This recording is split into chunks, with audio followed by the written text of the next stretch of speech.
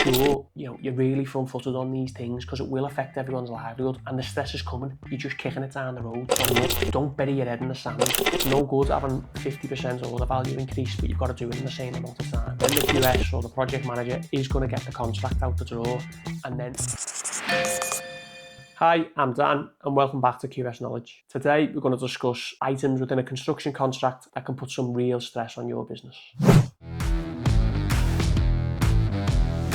Right, top of the shop, payment terms. I always aim for 30 days or less if you've got the right client, up to a maximum of 45, because we have to factor in that even if you are on 45-day terms, they mightn't pay you for another couple of weeks anyway. We all know what the industry is like. So let's agree what date they actually want your application. Mostly it's a week before, but let's try and work with people who, if you're sending it 3 or 4 days before, it's not the end of the world. And from there, make sure you say to them, look, can I have your payment notice a week after month end, just so I can plan my cash flow. The next one is another bane of our lives, retention. So let's try and keep it as low as we can. 3% now is becoming more average. It used to obviously be 5%. But the other big thing is make sure you have a retention release date. So these now really should be mandatory in contracts anyway. But if you're on site, you're going to finish in August and they're making good defects at 12 months.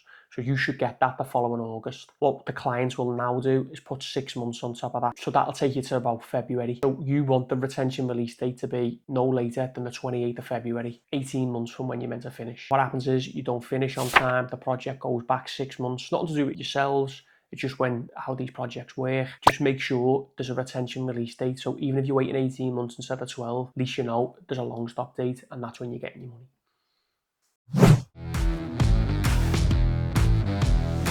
The next one is the variation process. So make sure you've got your day work rate agreed. I don't particularly like hourly because it's hard to do a task for 2 hours if you've got to send a man back to somewhere. Try and obviously get a day rate in there, or at least a half day rate, and also what the process is. So generally the QS will say don't do any work without instructions or change orders being issued. Then further down the line, when it's affecting program, you can then say back to your client, look, the reason I haven't done it, you told me in the pre-let, don't do any work without an instruction, so I'm not. What do you want me to do? It just helps further down the line when you're trying to get paid.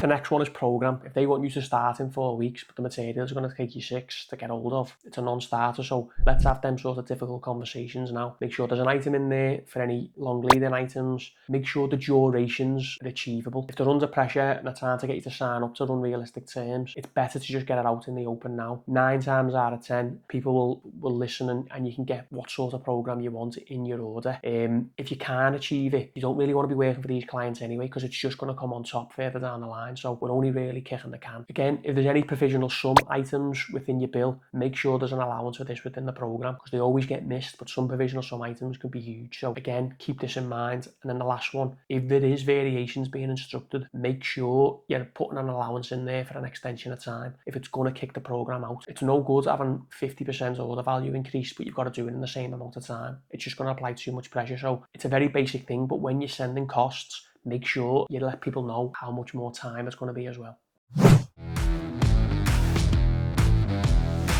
Next is sort of termination clauses or dispute resolution. Make sure whether it's a 7 or 10 day notice that you've got to give to your client if you're going to walk off site. Make sure there's a mechanism in there for the Royal Institute of Chartered Surveyors or arbitrators, whatever one you feel more comfortable with, but there is a way of solving disputes if it goes that way. But really, if you're getting into them clauses, you want to be thinking to yourself, do I trust this client? No. If this goes south, what way is it going to be? But really, if you're worried about those type of clauses, you want to be getting advice on them anyway. It's something you can send to us. We'll take a look at it. For the sake of £99 for our contract review, it's well worth it.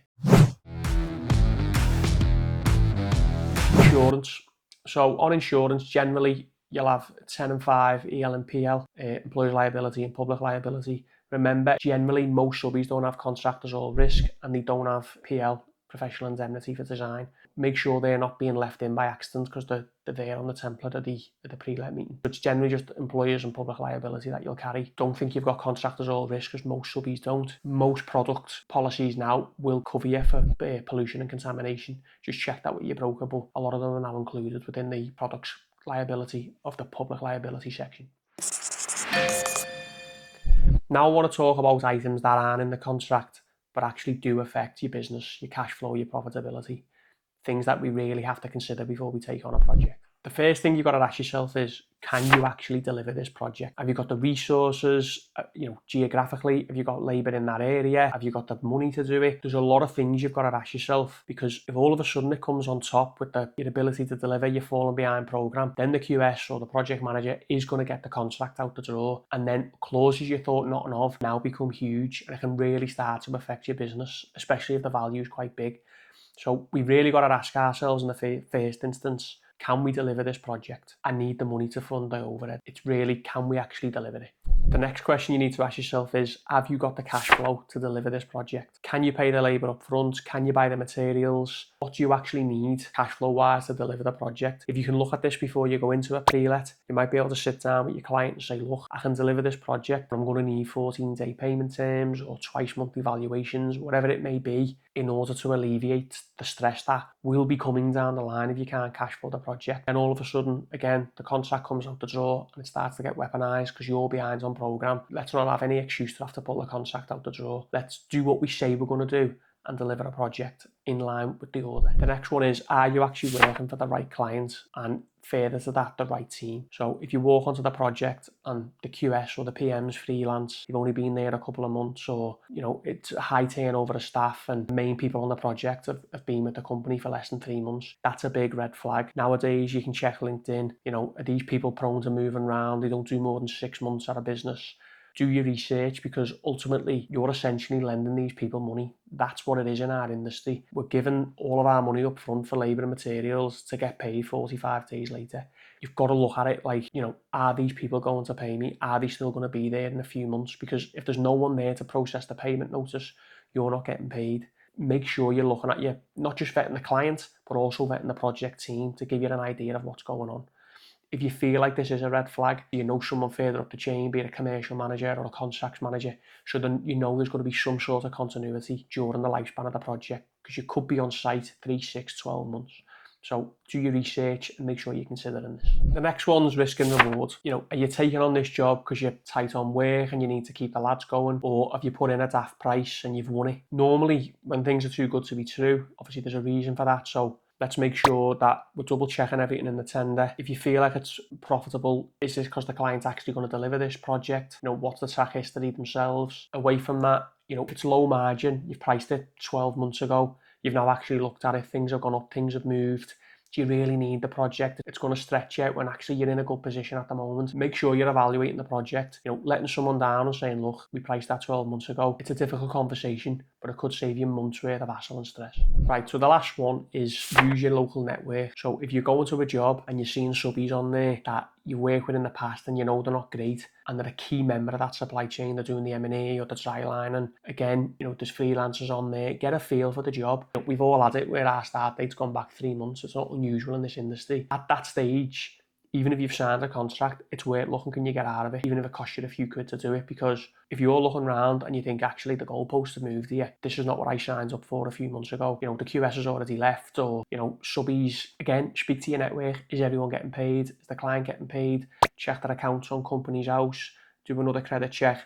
People in your network who know something about that job, has it been a problem job in the past? Are they having troubles on other projects that you've now learned about? Everyone in this industry likes to gossip, so speak to your network, try and find out as much as you can, because things can change quite rapidly. And look, don't bury your head in the sand.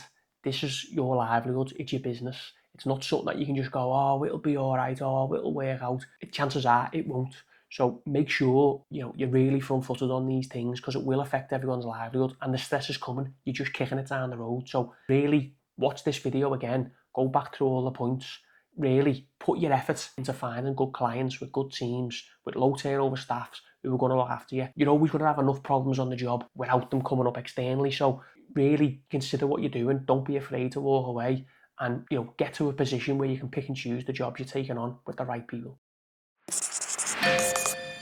Right, to summarise all this, I've put a free template below with the things you should look at before you sign a contract. It's free to download, it's in the description. Use it, it could really help you on this. If you want peace of mind on your contracts before you sign them, send them to us. We'll turn them around within 48 hours, and it's just £99 for the contract review. It can save you thousands of pounds worth of hassle and a lot of stress. Thanks for watching, and we'll see you in the next one.